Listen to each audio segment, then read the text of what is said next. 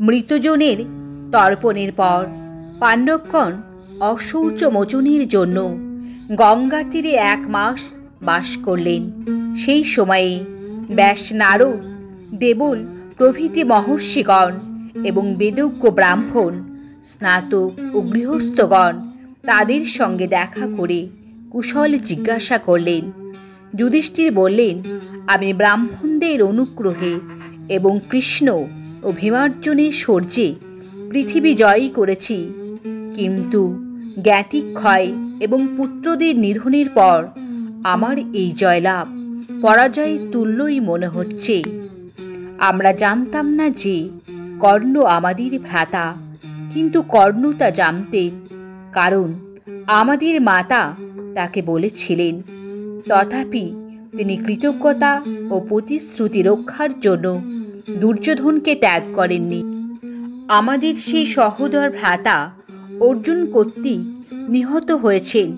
দুর্যোধনের হতিষী কর্ণ যখন দ্রুত সভায় আমাদের কটুবাক্য বলেছিলেন, তখন তার চরণের সঙ্গে আমাদের জননীর চরণের সাদৃশ্য দেখে আমার ক্রোধ দূর হয়েছিল, কিন্তু সাদৃশ্যের কারণ তখন বুঝতে পারিনি।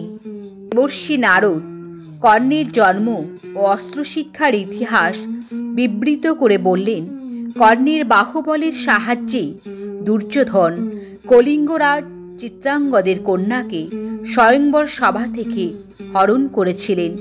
তারপর কর্ণ মগধরাজ জরাসন্ধকে দৈত্যরথ যুদ্ধে পরাজিত করলে জরাসন্ধ প্রীত হয়ে তাকে অঙ্গদোষের মালিনী নগরী দান করেন। দুর্যোধনের কাছ থেকে তিনি চম্পা নগরী পালনের ভার পেয়েছিলেন।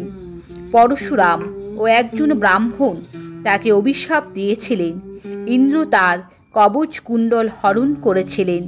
ভীষ্ম অপমানিত হয়ে তাকে অর্ধরথ বলেছিলেন। শল্য তার তেজহানি করেছিলেন। এই সকল কারণেই এবং বাসুদেবের কূটনীতির ফলে কর্ণ যুদ্ধে নিহত হয়েছেন। তার জন্য শোক করা অনুচিত। কুন্তি কাতর হয়ে বললেন, যুধিষ্ঠির, আমি কর্ণের কাছে প্রার্থনা করেছিলাম। তার জনক দিবাকর স্বপ্নযোগে তাকে অনুরোধ করেছিলেন, তথাপি আমরা তোমার সঙ্গে কর্ণের মিলন ঘটাতে পারিনি। যুধিষ্ঠির বললেন, কর্ণের পরিচয় গোপন করে আপনি আমাকে অনেক কষ্ট দিয়েছেন।